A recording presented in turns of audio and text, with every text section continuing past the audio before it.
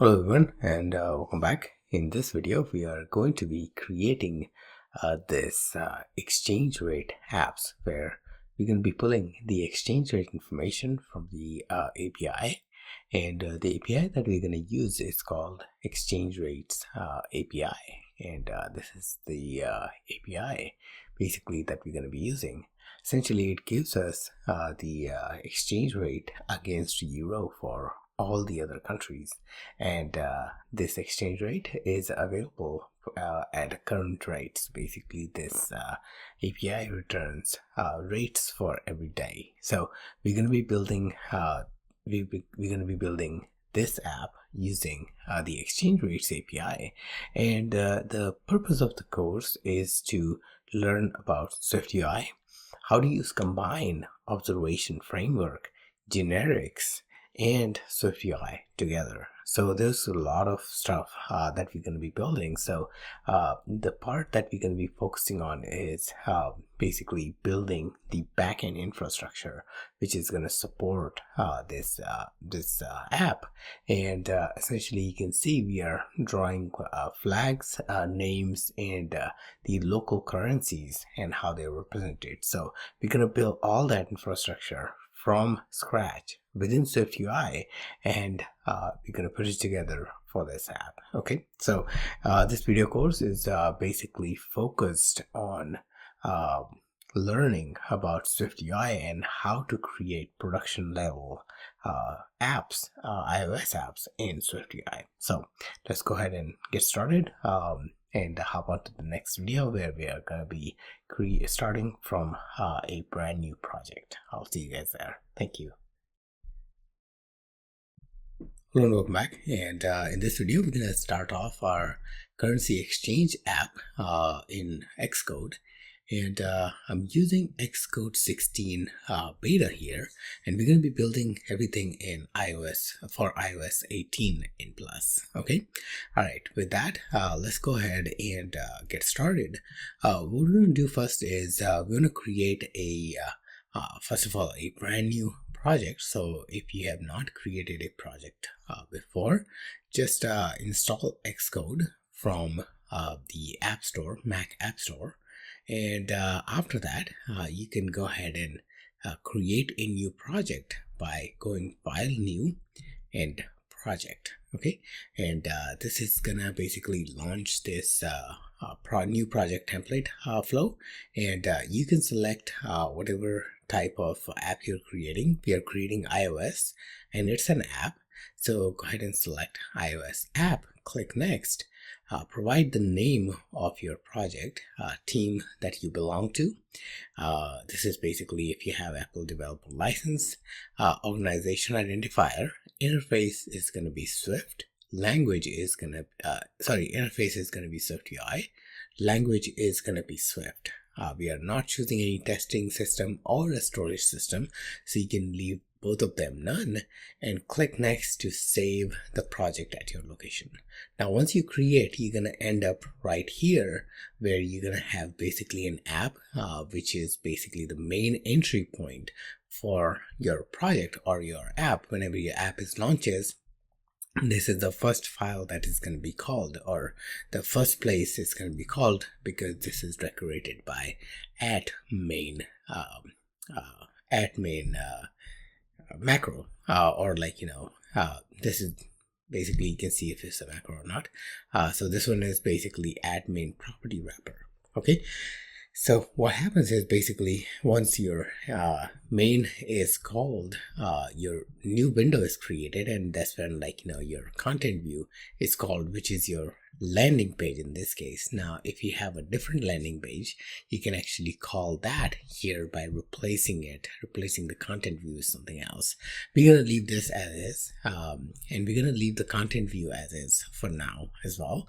We will come back to this when we are working on our UI, but let's go ahead and start by working on our folder structure first. So first thing we need is we need to create a new folder, and this folder is going to host all the models. So we're going to create a folder for models, and let's create another folder, and this one is going to be for services. So any networking services, APIs and stuff like API calls and stuff like that, they're going to go in this folder.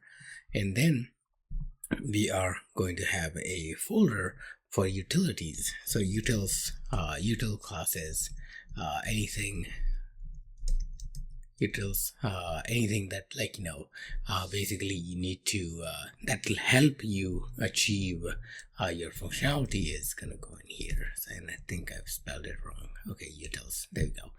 And then another folder that we're gonna create is going to be view model.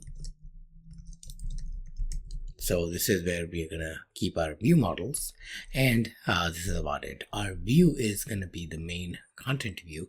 Since we're using just we're creating just one view, content view is gonna work just fine. Okay, now we have our folder structure ready to go, and we are also ready to go with, like, model creation. So the first thing that we're going to do is we are going to create our country model, which is going to provide basically a structure for all the countries that we are representing.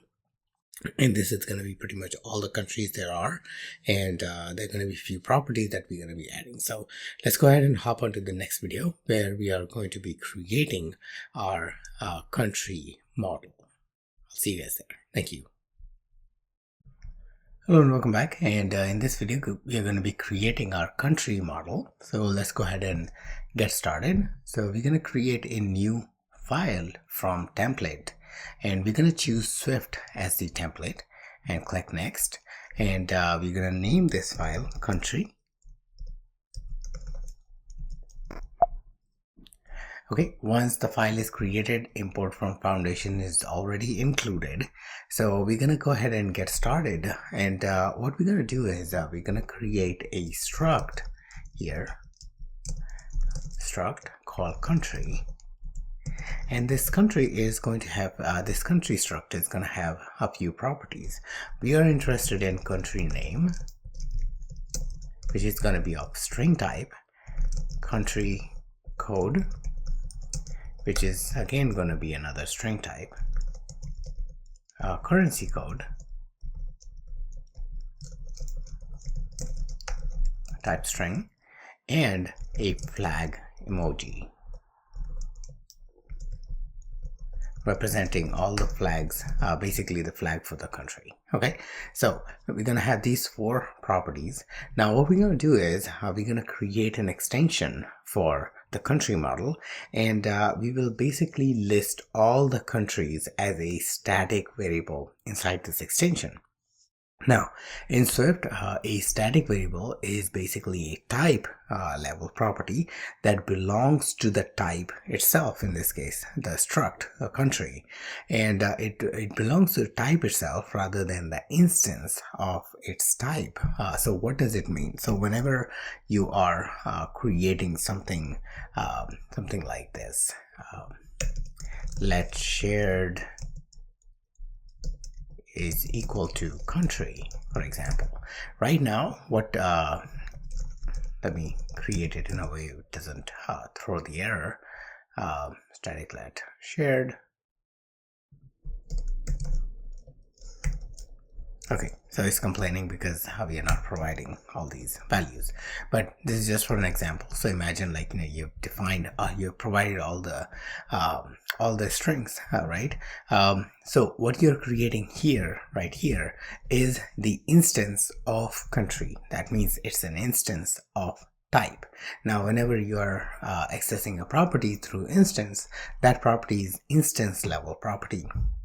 But whenever you're creating something static, that is a type level property. That means in order to access the shared, I'm not going to be typing shared dot shared. I won't be able to access basically shared through, like, the instance object. I will be able to access share through the shared through the type itself. So that is what type level variable means. Okay, so the type itself holds the reference to the static property. Okay, now this means that there's only one copy of static variable shared across all the instances of the types, and the static variables are basically used when you need to store data or constants that are relevant to a type as a whole and not belong, and it doesn't belong to any particular instance. Okay, so in this case we are creating a list of all the countries, and we're going to use those countries basically for all the applicable areas. That means it is a shared it is a shared functionality that we want to provide. So for that reason, we're going to create an extension here for country, and extension is for clarity purpose, and then we are going to basically paste all the countries. So what I've done here is I've actually taken all the countries there are and copy and pasted their values. So now we are creating a country for, like, each of the country there is, like country and their country code, their currency code, and their emojis. So we have, like, a good database, a reference for all the countries representing their currency, flag, and their names. Okay. All right, so now we have, like, our country variable created. Now we are also gonna need a few helper functions for these countries, basically in order to be able to access some of the information belongs to this country type. Okay, and those helper functions are basically 3 in particular that'll help us fetch the country by name, country code, and the currency code. Okay, so we're going to create 3 functions, 3 static functions. So let's go ahead and create static func. So simple and basically the same concept that we are applying here. Static belongs to the type itself. Okay, so in this case this function is also going to belong to the type. Okay, so static function, and this is going to be get country by name, and we're gonna basically ask this function, whoever is calling this function, they should provide the name of the country that we are looking for, and we are going to return the country object. Okay, now this way we are actually searching by name, and we are returning the country object, so the caller can basically reference anything that they need from here. So if they call if they give us the country name, they can access the country code, currency code, and the flag emoji itself as well. Okay, we're going to use a Swift higher level function called filter in this case. So we're going to take the countries array and we're going to apply filter to that. Okay, now filter actually gives us access to object that it's currently iterating on. That is the first object, so we can say $0 as a shorthand representation, and we can access all the properties. So we are interested in country name. Okay, so we're going to take the country name, we're going to lowercase it, but we're going to localize lowercase it. So if in case somebody is looking this in another language, the country name is localized to that language, and then we actually can use it to compare. So we're going to localize lowercase it, and we're going to use the name that has been passed in and localize lowercase as well, and compare these two values, and whichever is the matching value is basically the country that we want to return. And we're going to take the first result from this and return that. Okay, so this is basically a get country by name, and we're going to copy this, and let me paste this right underneath for the next one, and next one is going to be get country by code. Okay, so in this case we are actually asking user to pass the country code, and the country code is what we are actually gonna look for and compare, and we're gonna compare the country code with the supplied code, get the first value, and return that, return the country found for the matching entry. Okay, now third one, the third helper function is going to be the currency code. where user is or caller is passing the currency code, and we are basically comparing the currency code with the past currency code. So currently iterated currency code, compare it to the currency code that has been passed in. If there is a match, take that country, return that. Okay, so this is basically our entire country struct, which is gonna help us get the country information by various means. If user has any of these three informations, we can actually fetch the entire country object and basically find out the other details about the country. Okay, all right, so with that we have reached the end of this video, where we have created our first model, country model. Next we're going to create exchange rate model. Okay, so I'll see you guys in the next video. Thank you. Hello and welcome back, and in this video we're going to be creating our exchange rate model. So let's go ahead and get started. We're going to create a new file from template, select Swift file as template, and then we're going to name this exchange rate.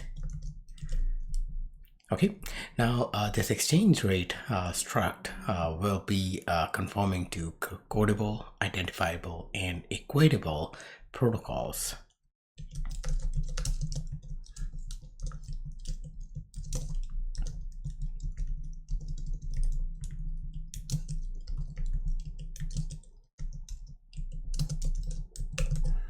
All right, so codable.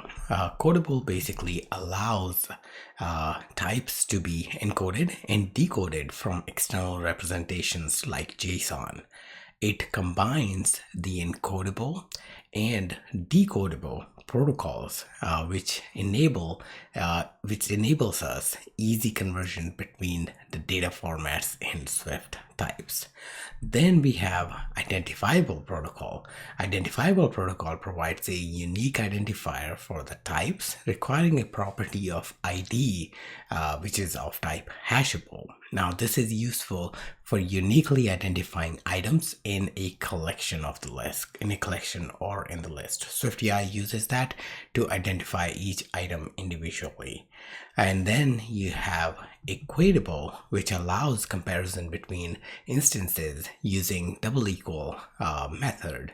Now types conforming to equatable protocol can be compared for equality, and it enables operations like filtering and sorting based on the equality. Okay, now since we are using exchange rate API, we're gonna basically be interested in only few properties. But before we do that, we can see that there is a error here that is reported. It says type exchange rate does not conform to the protocol identifiable. Now in order to satisfy that requirement, we're gonna create an ID. Now ID has to be a certain, it can be any type, okay, but it has to be a certain ID that you need to provide, so you can identify your item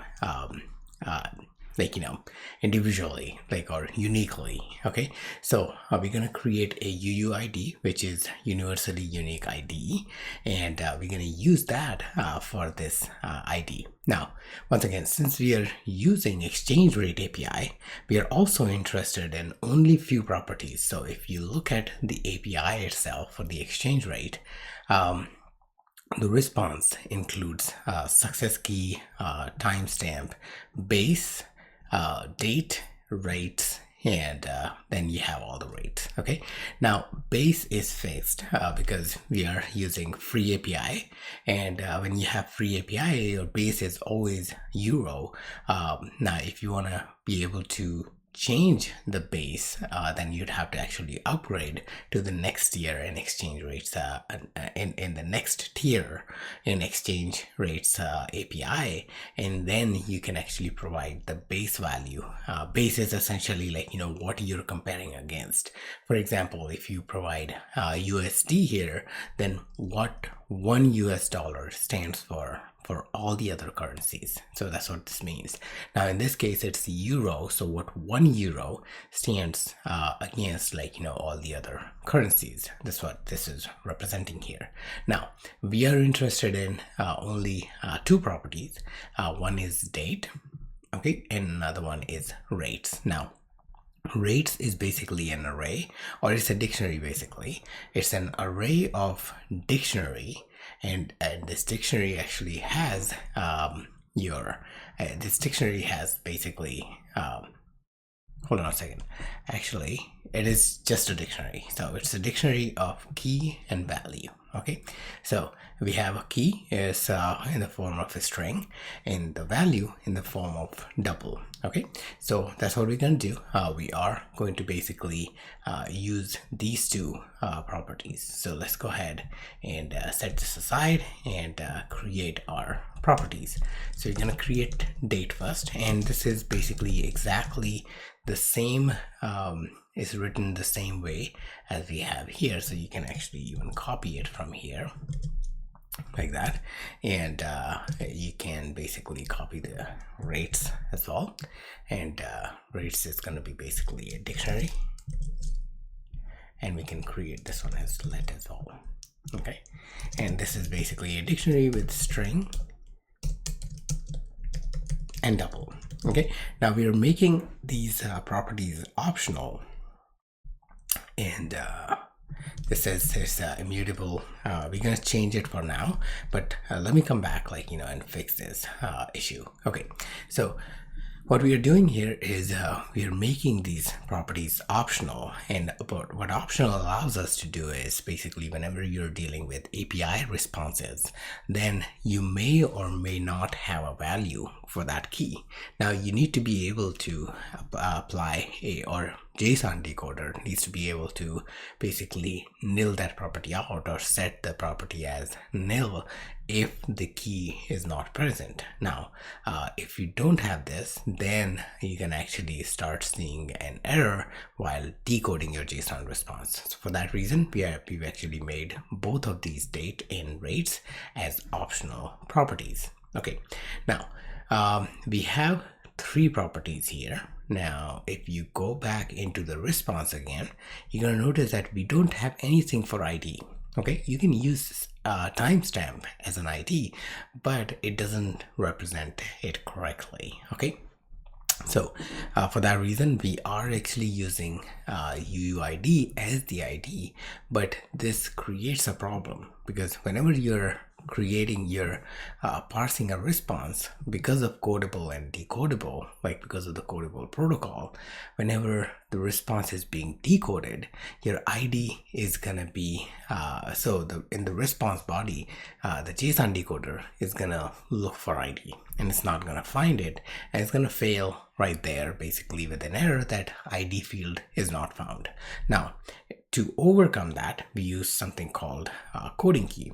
Now we will add coding keys to exclude ID property from the coding and decoding process. And in SwiftUI, coding key is an enum that conforms to coding key protocol, and it is used to map properties of codable struct or class to their corresponding keys in an external representation like JSON. Now this allows you to customize the coding and decoding process in your data types. Okay, so coding keys basically are used for custom mapping. You can specify which properties should be encoded and decoded, and what their corresponding keys in the external data format should be. Okay, and you can also use this for exclusion of properties. So if the property is not included in the coding key enum, then it will be ignored during the encoding and decoding process, and this is useful for excluding properties that are not needed in the serialization process. And this is what we are going to actually use. So we are simply going to create a private enum, and this is going to be called coding keys, and this will conform to coding key protocol. And here we're gonna specify that only two properties that we want to consider for serialization, essentially for decoding, are gonna be date and rates. Okay, now if we change this back to let, we are not going to see that error again. Okay, now once again, the error was basically that if you created let, then no one else can modify this ID property. Well, we don't want it to be modified because we are actually initializing it here, but we also don't want to include it inside the parsing because ID does not exist in the response. Okay, next we will create a placeholder static variable inside the extension of exchange rate struct. Now this placeholder is going to be used in future for the API responses when we can actually leverage the combined way of downloading and decoding and parsing the object into exchange rate object, so JSON object into exchange rate. At that time we're going to use it. The placeholder function basically is going to be providing the default instance of exchange rate type. Now this is going to be useful for the scenarios when we need to initialize a non-specific value, such as when we are initializing it to set a default in case of error or in case of setting the default value. Okay, so for that reason we can actually create that. So let's go ahead and create an extension, exchange rate. We're going to create static variable placeholder exchange rate, and we are going to call a capital S self on this, and we are going to initialize the date, and we're going to set the date value as nil and rates value as nil. Now this becomes our default value, and we can use this whenever we have an error and we want to replace that error with the default values. Okay, now with that we have actually completed our exchange rate model, and coming up next we're going to create a URL extension which is going to help us essentially set all the query parameters for the URL. Okay, so I'll see you guys there. Thank you. Hello and welcome back, and in this video we're going to be creating a URL extension. Okay, so let's go ahead and expand our utils, and we're going to create a new file from template in utils folder. Select Swift file as the template and create this as URL plus extensions. Alright, so we're going to be creating basically an extension for URL so we can accept various query parameters in the form of a dictionary and map them into query strings. Okay, now if you look at our API, we have a certain format for the API, but if you look at the end, there is a question mark and access key. This is where we're going to provide the API key that you can get by signing up for the free API key. Along with that, if you have a paid version of the exchange rates API, then you can actually also set base with your own selected country code. Country currency code. Okay, so you're going to provide that information inside the query parameter as well. So an example of query number of query parameters is like this, where you can actually pass multiple things. Okay, so let's see. Yeah, there we go. We have 3 different, so you can actually sort of filter out what all currencies you are interested in as well. Okay, now I have not checked this one out, so we'll actually see if we can sort this by a certain number of symbols as well, but it could be a paid version access as well. Okay, now let's go back into our URL plus extension implementation, and we're gonna create an extension first called on the URL. Okay, so URL is the existing class, and we're gonna extend its property by extend this class by adding a custom functionality. Now we're gonna use something called URL component. URL component is a struct in Swift, and it is used for constructing and parsing URLs. Now it provides a convenient way to break down and modify different parts of URL, such as scheme, host, path, query parameters, and much more. Now we can use URL components to build URLs from their components, and this ensures a proper encoding and proper formatting. Okay, so let me show you an example, and this is going to be an example in the form of a comment. So let me put a comment here. Okay, so we have a few components here. So you have, like, you initialize URL component with an instance, and then you start setting its properties. So URL component has scheme. You can set HTTP, HTTPS. You can set the host in this case we are setting it to devtechie.com. You can set path, which is basically a path on the devtechie.com domain, which is like devtechie.com/courses. And then you have query parameters, where you can actually pass URL queries items. For example, you can provide the key and the value. So let's say if there was an access key, then you're going to provide access key string here, and the value for your key is going to go here. And you can actually, because this is an array, you can actually append more URL query parameters. Now what this is going to give us is this format of https://www.devtechie.com/courses?key=value. So this is what URL components is used for, and we're going to use it, as you can see, as you can see here, it has this query item. We're going to leverage this power of a URL component to provide all the query parameters that we have, and that actually makes it easy for us, because we can take query parameter in the form of a dictionary and then construct that for the user. So we actually are hiding the implementation of how we are creating the query, and this also provides a convenient way for us to properly format query parameters. Okay, now let's go ahead and create a function called setQueries. And this setQueries is going to take queries as the input parameter. We're gonna create a dictionary of with key as string and value as string, and this will return a URL optional. Okay, now we're gonna create our components, and this is gonna be a URL components. Okay, now we are going to pass the URL, and the URL is going to be basically self. So let's use this overload, and we can pass self, because this is an instance method. There's no static here. That means there's no static before function. So that means that this can be called on itself on a URL object.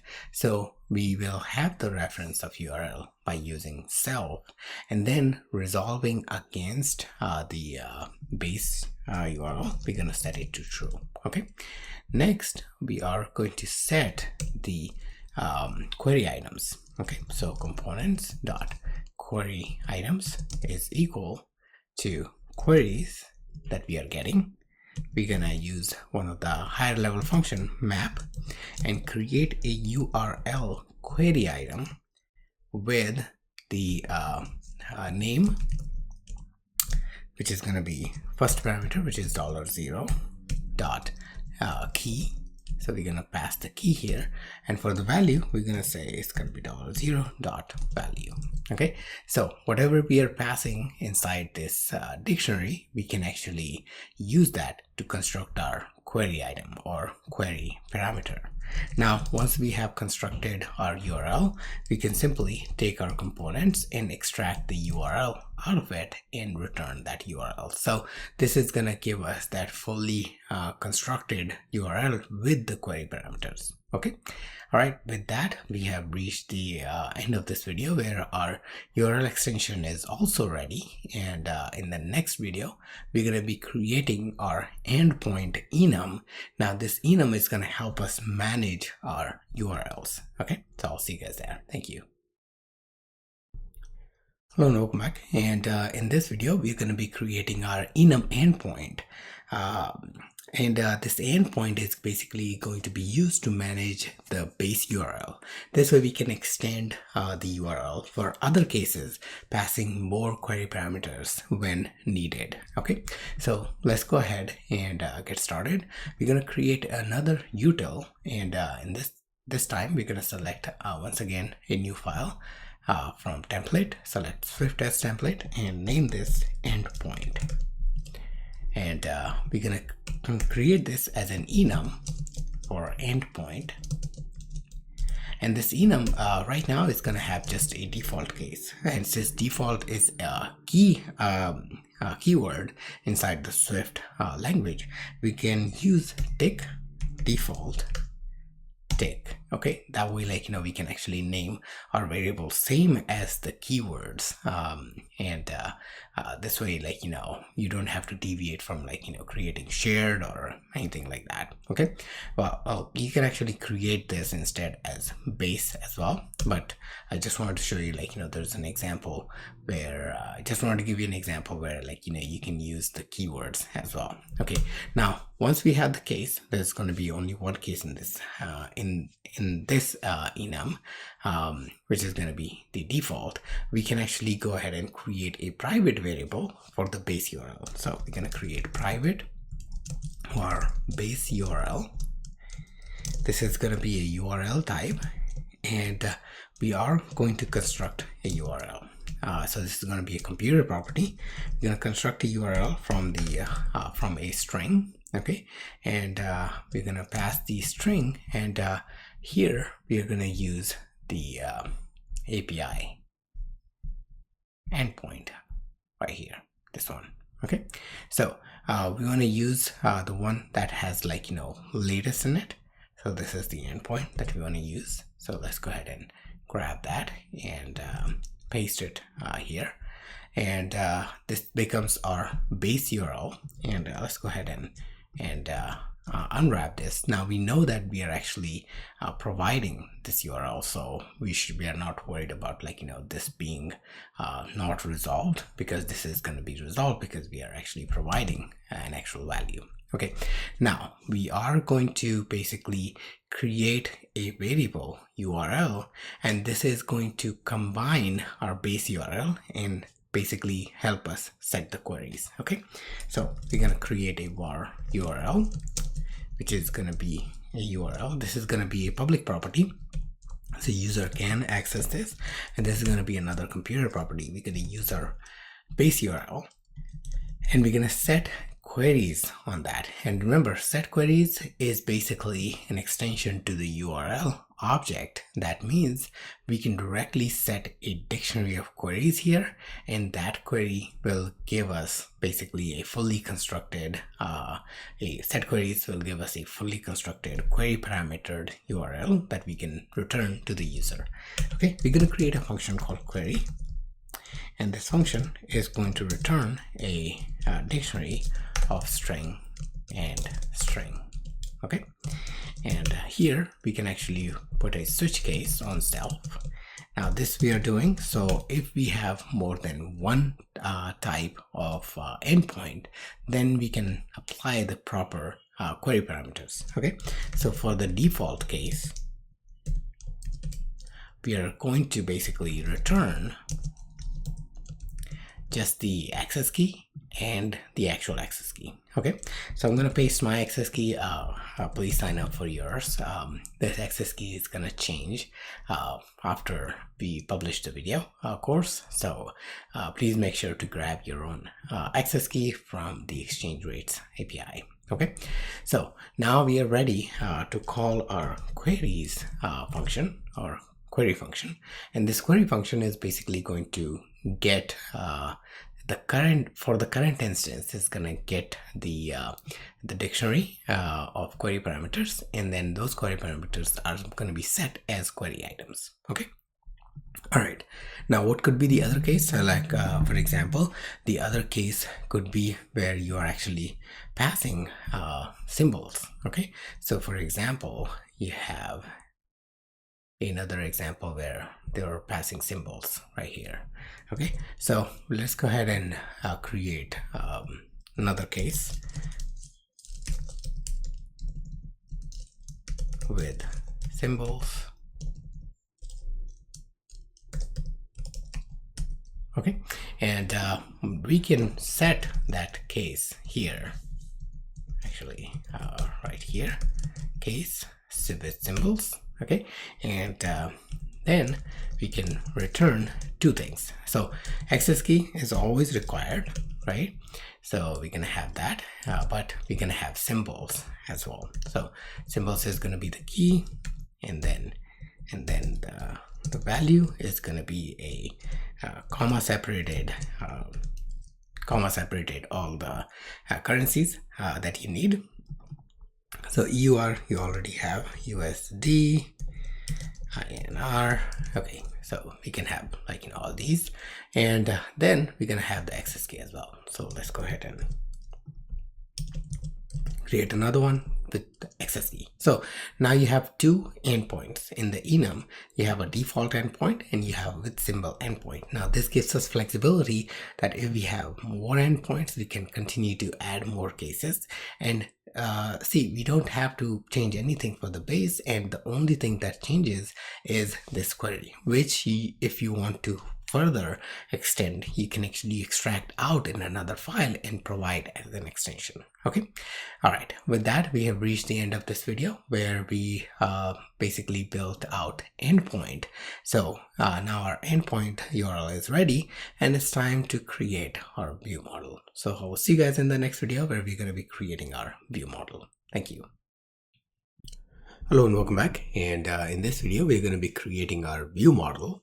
And it's time to create a view model, but we are first going to start by creating a new file, and we're going to keep our view model in that file. Okay, so let's go ahead and get started by right-clicking on our view model folder, and we're going to select a new file from template. We're going to select a Swift file, and then we're going to name this as view model. Just as simple. This is the only view model that we're gonna have, so let's leave it that. Now we're gonna import three frameworks. First one is gonna be Foundation, which is imported for all the Swift files, and Foundation is basically a framework which provides all the essential classes and functions to work with Swift, like URL, data, and many more are defined inside the Foundation. Then we're going to import Combine, and Combine is basically a framework which provides a declarative Swift API for processing values over time, more or less like a stream processing framework. Next one, or the last one that we're going to actually import, is going to be the Observation. Now Observation framework is used for property observation, and this is a new way of creating view models. So if you're coming from earlier days of creating view model using observable protocol, that has now changed. Basically you would create observable object, and you wanna observe those objects. Now instead of that, you use observation and observable macro, and then your state for the properties are managed just like any other state property. So that's why we're going to use observation, and this is like new and efficient way of creating, so you don't have to decorate your functions with published and all that stuff. You are just good after decorating your class with observable macro. Okay, so we're going to create our final class. This class is not going to be inherited or inherited by anyone else, so we're going to make it final. That will make it this final keyword is going to make the compilation faster for the view model, because it knows that this particular class is not going to have any other subclasses extending its functionality. Now, a little bit more about observable,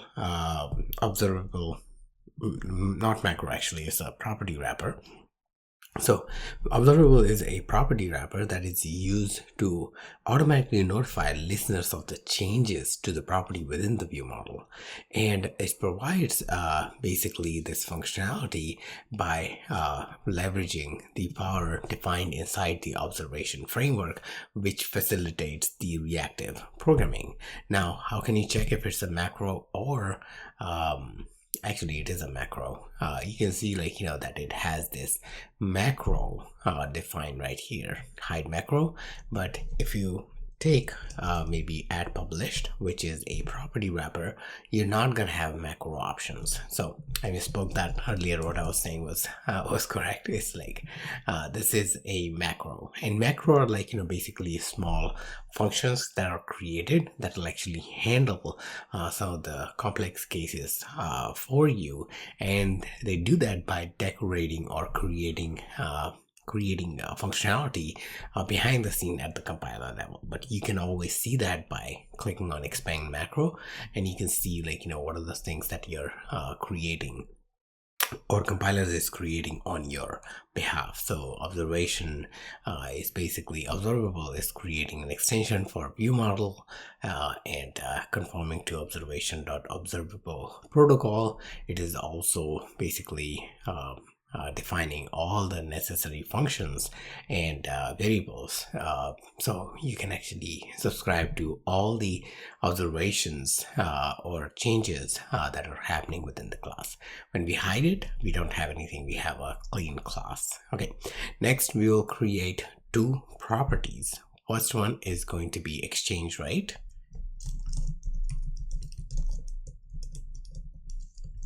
This is going to be of type exchange rate. It's going to be an optional property, and we're going to start by setting it as nil value. So it can be nil. That's why it's created as optional. We're going to create a private variable called cancelable set.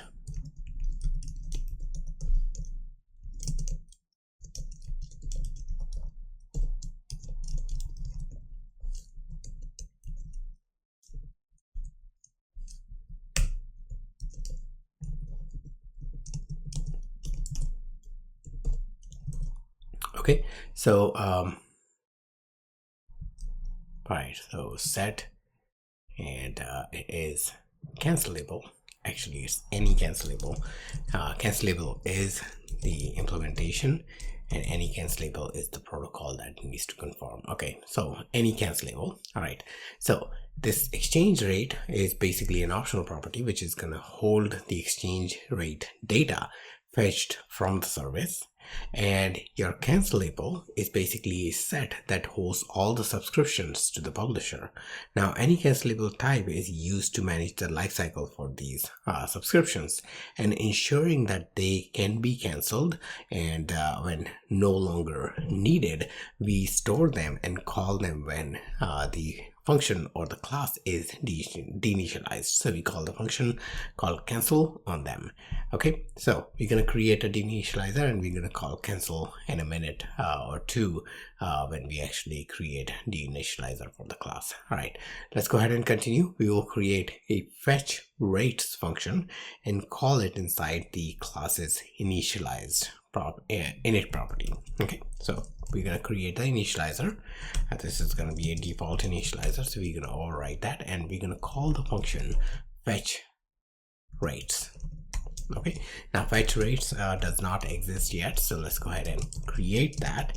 And this is basically going to be the place which is going to call the service, and it's going to fetch all the rates for us. Okay, so we have services yet to be created. We have not created our service, so let's go ahead and first fork into creating the service first, and then we can actually start calling this function. So we're gonna leave this function empty, and this is basically going to call our service and fetch all the rates.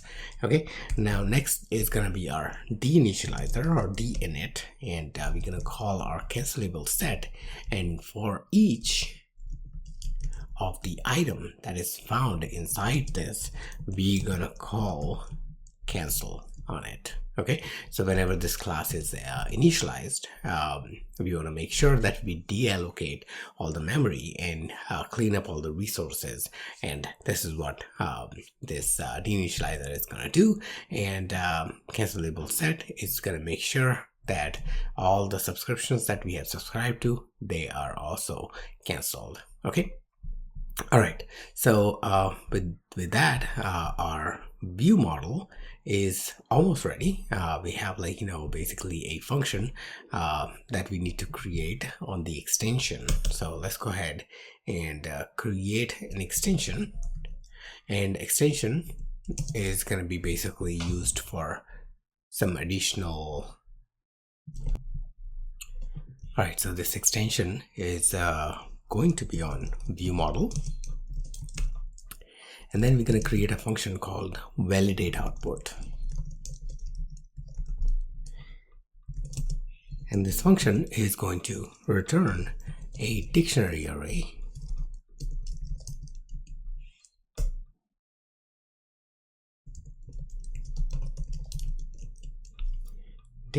of type string and double. And what we need basically is we need keys for the dictionary, and we need elements. So we need all the elements. Basically, that's what this is going to return for the dictionary. And the output is going to be essentially the exchange rates keys sorted. Okay, so basically we're going to have guard let output, which is going to be returned from exchange rate. So we're going to extract that from exchange rate. We're going to get the rates, keys, and sorted keys. Else we're going to simply return an empty array. Okay, now what we are doing here is we are extracting all the keys, basically the names of currencies like USD, INR, and all those things.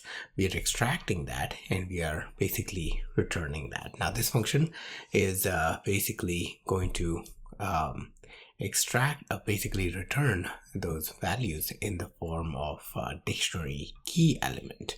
Okay, and we will be able to use this inside our view model, inside our view, to fetch various different data about the exchange rate. Okay, now we're going to create another function, and this function is going to be called Emoji Flag function. Emoji Flag function returns an emoji flag based on the country code, and if the country code is a matching code that is found in countries array that we have created, then we're going to return that flag. If not, then we're going to use Unicode technique basically to convert the country code into emoji flag by transforming each letter into its corresponding regional indicator symbol using Unicode scalar representation. Okay, so let's go ahead and create that function next. So this is going to be emoji flag, and it's gonna take country code as the input parameter, and it is going to return a string, and the string is going to be basically the flag, and we're gonna guard let on this. So we're gonna first find out the country from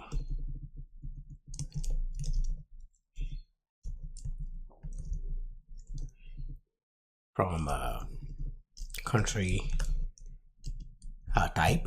Okay, country type has a static value for all the countries. Okay, so we're gonna fetch that, and actually we don't need to fetch that because we have helper functions, and we can actually use one of the helper function to find out the currency country by currency code.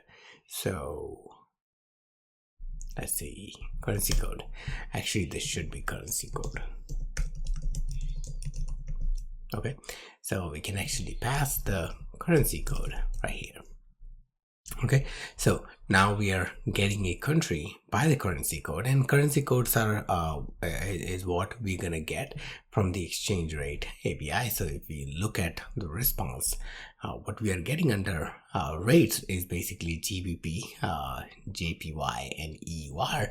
These are all currency codes. So we can actually get the currency code. We can take it and extract the country out of, like, our country array. All right. Okay. So let's go back, and if we can extract the country, then that is great. Otherwise, we're gonna return from here. And the return statement is basically where we want to define our alternate approach. So we're gonna say country code, or sorry, currency code. Okay, we're gonna drop the last value, which is gonna basically give us, so for example, USD. If we drop the last value, then this becomes US, which actually gets us the country code. And then we're gonna convert this into Unicode scalar representation. We map it to add basically a value 127397, and this is basically value, like, offset for the flags, and we take our Unicode scalar value that we have actually received and add that value. So we actually get the we create the offset with 127397, and then we add the corresponding the currently iterated Unicode scalar value. Okay, so we actually get like the new code, the Unicode, the code for the flag that can later on be converted into basically a flag value. Okay, so flag representation. That's what we're doing here. Okay, so let's see, what is the error? All right, let's keep on going. This is gonna go away. So compact map, next we're gonna have a compact map on Unicode scalar value, and we're gonna init. And if we call init, basically whatever we are getting uint 32, that's what we are getting here, uint 32, and that uint 32 value is going to be passed into Unicode scalar, and Unicode scalar is going to create that scalar value, and we're going to map this into a string. So the Unicode scalar value that we get, actually we're going to map this into a string value, so string.init. Okay, and then we're going to join everything together, so joined. Okay, so this is gonna get us the flag representation of Unicode scalar, and then we're gonna return this value. But if we are able to find the country, then we're gonna return country dot flag name, flag emoji. Okay, flag emoji is one of the property inside the country. Okay, so this is how we get basically our country. So let's go ahead and make sure we build, and everything succeeds. So there was an error here, and that error has now disappeared. Okay, so next we need to add another function, and this function is going to be called country name, to fetch the country name based on the currency code. Okay, so let's go ahead and create that function right here. Country name based on currency code, and this is going to be a string. We're gonna return a string optional, and this is going to take, basically reach out to our country type, get country by currency code, and we're gonna pass the currency code and get the country name from there. Okay, Now, next we will create a function to format rate information into the locale of the country. Now we will be basically using the number formatter for this, and we'll be naming this function format rate for locale, and we'll use number formatter, which basically is a Swift class used for converting numbers to and from string, and it handles the formatting including decimal places, currency, percentage, based on locale and style setting. So it is useful for presenting numbers in a user-friendly formats and parsing strings into numeric values. So let's go ahead and create our next function here called format rate for locale, and we're going to create that for key. Then return this function is going to return a string. Now first thing we're going to do is we're going to extract all the exchange rates using guardlet statement.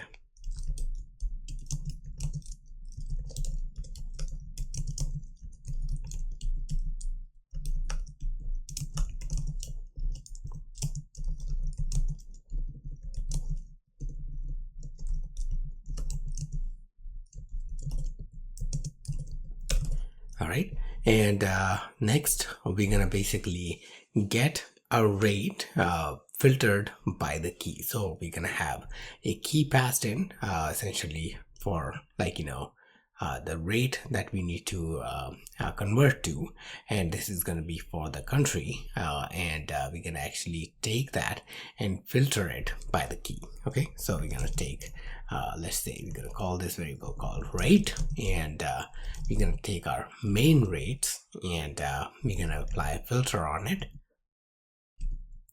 and this filter is going to extract the key value and gonna match it to the key that is supplied. So if we find the matching, we found the matching rate, and this is the rate that we're gonna use to number format, and we're gonna create our number formatter.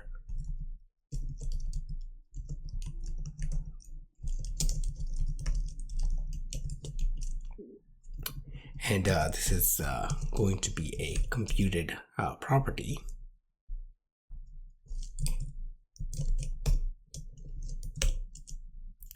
Essentially, we're going to create number formatter and then set the style as currency. We're going to take the locale and set the locale.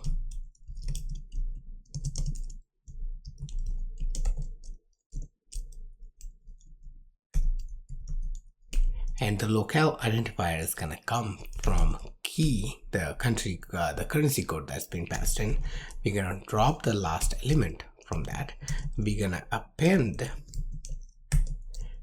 basically the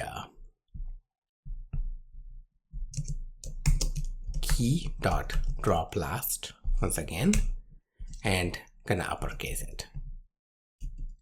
Okay, so basically what this is gonna get us is so let's say if we have US, so we're gonna have US, and then we're gonna have the next locale as for example, for Spanish we're gonna have ES, EN, and all that stuff. Okay, so let's go ahead and return the number formatter FM object. Okay, and eventually we want to return formatter dot string from NS number, and the value for this is going to come from rate. We're going to actually extract that from the key, and if this is nil, we're going to simply pass 1.0. Okay, let's go ahead and extract this. We know, like, this value is gonna be there because we are also nil coalescing here. So basically this is going to return either 1 or the rate that has been extracted and converted. Okay, with that we have reached the end of this video where we created our view model. Now we still have to populate the fetch rates. We are still not fetching the rates because our service is not available. So let's go ahead and create our service first, which is going to help us extract those rates from the API by calling the exchange rate API, and then we can actually make a call here. So I will see you guys in the next video. Thank you. Hello and welcome back, and in this video we are going to be creating our exchange rate service. So let's go ahead and get started. So we're going to create a new file from template.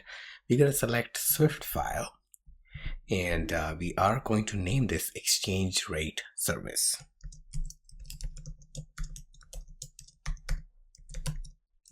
We're going to be using combine in order to fetch data from the URL, and we're going to use URL sessions new data task publisher that actually works with combine to simplify the retrieval, the API and data retrieval flow. Okay, so we're going to import combine first, and then we're going to create a final class called exchange rate service. Okay, now next thing what we need to do is we are going to create a singleton instance, and for singleton we're going to create a shared static variable, and this shared static variable is going to initialize the exchange rate service, and with this singleton we can access the same service, so the same APIs and methods without reinitializing this exchange rate service API. I would highly recommend, if you haven't dealt with singleton design pattern before, I would highly recommend you to check it out. And it is really cool. It is applicable in some areas, although there are some limitations as well. So while researching, you'll find out what the limitations are. Okay, so let's create a singleton.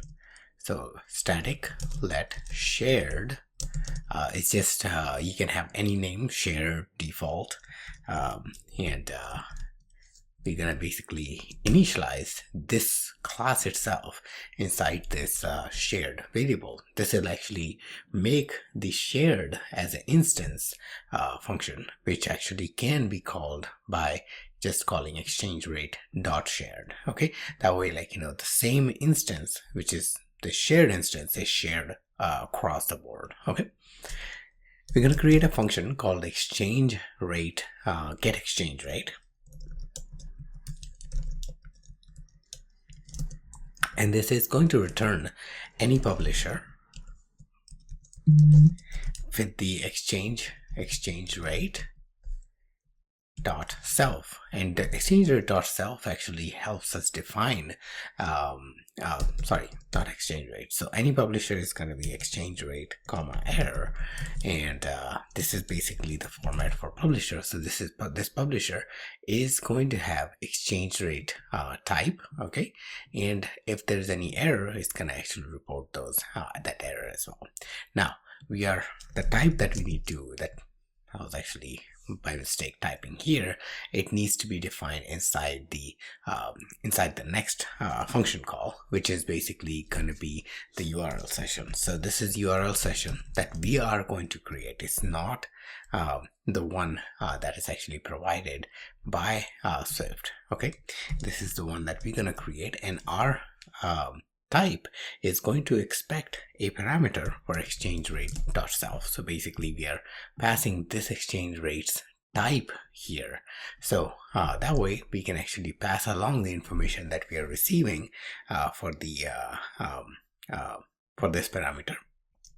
Okay, and yeah, so let's go ahead and add the endpoint. So another parameter that we're going to take is going to be endpoint, and we're gonna go with the default endpoint for now. Okay, so once again, to refresh your memory, endpoint is basically our URL, and when it is case default, then all we are doing is getting the access key and simply making a call for all the APIs, all all the API endpoint for all the currencies. Okay, now let's go ahead and create this function. Okay, now this is going to be a generic function, URL session. Okay, it's going to have a type T, which is going to conform to codable protocol. Okay, and as long as the type is codable, we can actually call this function. Now our exchange rate already conforms to the codable protocol, which is why we can actually pass that for the URL session. Okay, now we're gonna basically have the type, so we're gonna say it's gonna be t.type. Okay, and we're gonna have with, which is basically this with endpoint, which is going to define the URL for us, which is this is a URL type, and this guy is going to return any publisher of type T. So it could be any T as long as it conforms to the codable protocol, and error. And then we are going to basically start our function. Okay, now this function call is going to be simple. We are simply going to okay, so let's go ahead and unwrap this because we know this URL exists. Okay, so here what we're going to do is we're going to call our URL session. Okay, call the shared instance for URL session. This is another example of singleton. We are going to call data task publisher, which is a combined way of returning a publisher for a particular URL, and this is going to basically make a call to the endpoint on our behalf, and going to retrieve the JSON response. So we're going to say data task publisher for the URL. Okay, the URL returns a JSON, and this JSON can be mapped to a type data. So we are actually interested in basically this JSON is going to have a data key path, and we are interested in that. So we're going to map to that key path data, and then from there we're going to decode to our type, and our type is basically the type that has been passed to us, in this case exchange rate type, and the decoder is going to be JSON decoder, like so. And then what we want to do is we want to receive this on run loop dot main, so we can actually get it on the main thread, and we want to print. Basically, print is going to help us print if there is any issues or errors, or like, you know, all the steps that publisher has taken. So it's a good way to debug. So we're going to simply print in our console, and we're going to also erase to any publisher. So we actually wrap our URL session publisher into the any publisher type. Okay, so erase to publisher, and there we have it. We have our exchange rate service ready. So you can see with the help of URL session, there is no more callbacks or custom results types that we need to define.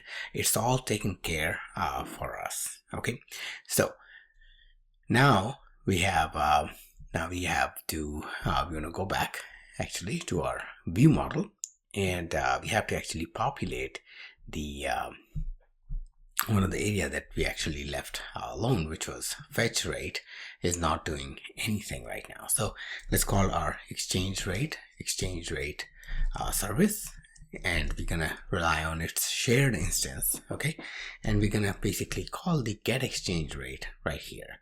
Now this is going to return us a publisher, and we're gonna basically say that replace, if there's any error, replace that error with the exchange rates placeholder. So if there's any error, replace it with an empty instance of exchange rate,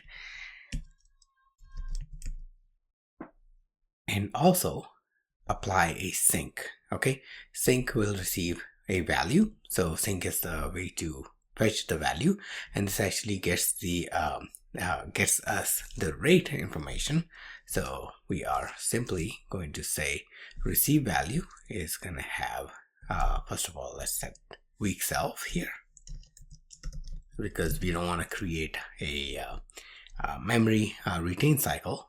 So we're going to say weak self, and we can simply get self dot exchange rate, and we're going to populate this with the parameter that we are receiving. So we can do $0 or we can do exchange rate.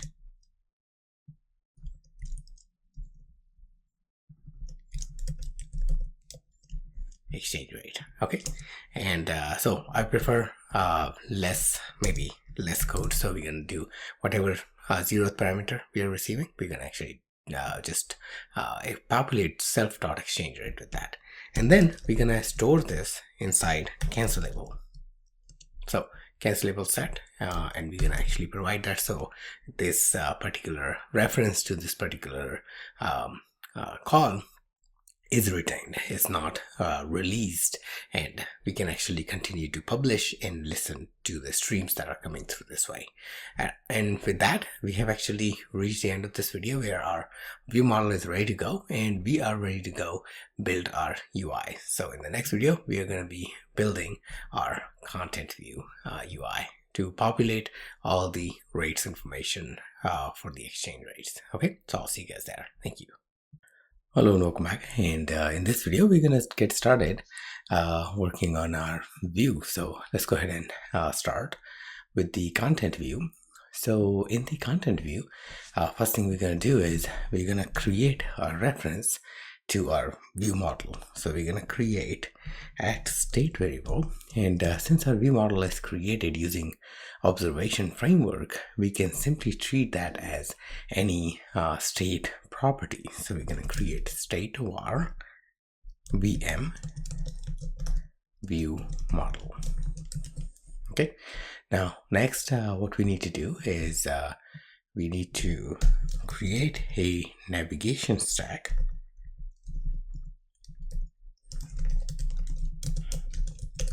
and inside the navigation stack we're going to create a list. This list is going to host a for each view, which is going to iterate over all the validated outputs, and basically that's going to give us an array of all the key values for the currency code within our response. And then we're going to take that and basically generate the emoji and the country from the country code. So we're going to create our for each, and then we're gonna take our validated output. We need to identify this, and since this is an array, we can identify it by self, and the array, the key value is a string type, so string is hashable, and that can be converted into an ID. So SwiftUI can use it to identify each individual item uniquely. So we get the key, and we're going to use that key inside an H stack. Inside this H stack, we're going to first create a V stack, and let's set the alignment. And this is where we are going to show the name of the country and the flag. Okay, so we're going to take our text and say vm dot emoji flag from currency code, and we're going to pass our key.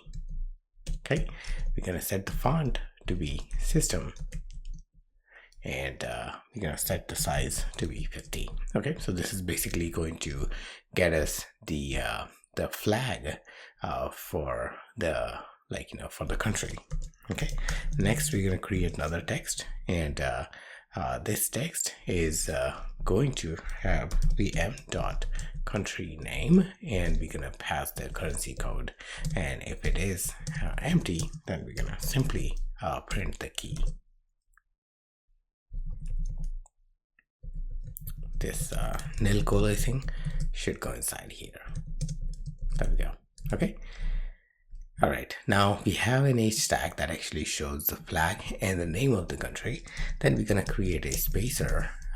Remember, this is an H stack, so we're going to have something on the left and something on the right. So that's what the spacer is going to help us. So it's going to push the flag and the name on the left side, so we can have the rate on the right hand side. So we're gonna simply say vm dot format for local, and we're gonna pass the currency code, and we get the localized currency formatted, and we're gonna basically print it in a large title. Let's make this bold and add some shadow. So for shadow, we're gonna define the color as a secondary color, and then the radius is gonna be 3 points.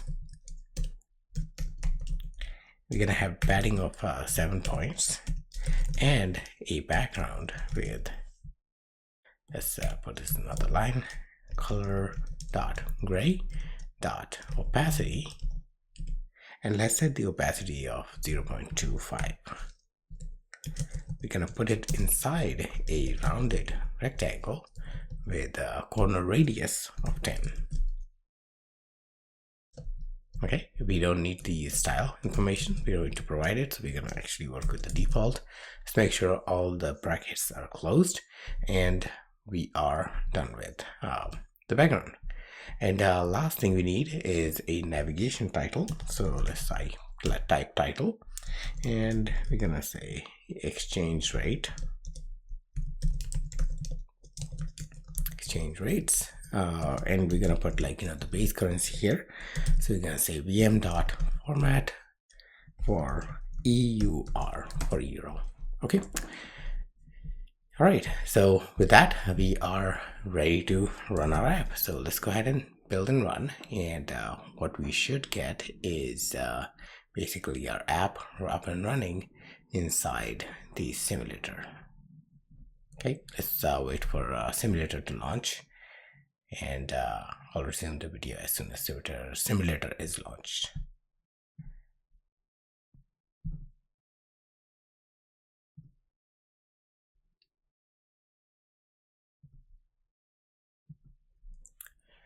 All right, so we see some issue here, and let's try to debug. So basically what we can see is we have our items showing up, we have our flag showing up, and name, and also the currency, but it's all being basically printed or listed inside a VStack on the list. Okay, so the reason is because I forgot to put it inside the HStack. So there we go.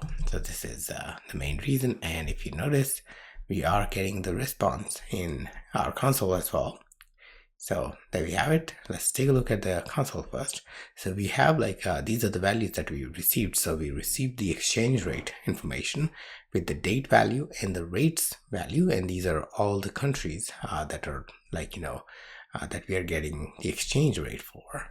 And if you go back into the simulator, this is how we are parsing it. So we have our we have the flag and the name of the country. Now, in case you're wondering how this is sorted, because this doesn't seem sorted, U is coming first and A is coming next, it is because it is sorted by the currency code itself. So currency code is sorted, and that's why all the country names are they don't seem sorted, but they are, because the sort key is the currency code.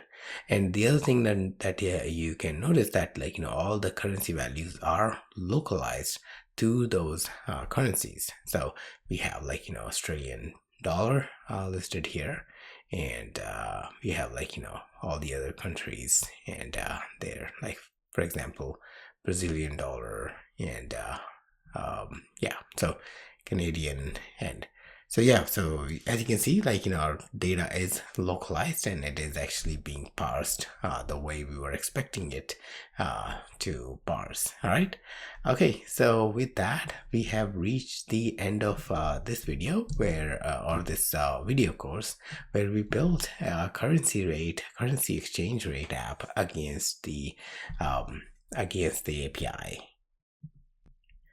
Now, before we wrap up the course, let's go ahead and try out one more thing. So if you recall, we actually created another endpoint with symbol, and that endpoint was like, basically to have some limited number of currencies to be displayed as a response. So let's go ahead and use that. So I'm gonna just say with symbols, and this is the only change you need, and then go ahead and run it, and basically what you get is just the list of those countries that you have selected, response for those. So in this video, you actually built the entire app from scratch, fetching the API responses, parsing them, and displaying them onto the screen. So hope you guys enjoyed the video course, and I'll see you guys in another video course. Thanks so much.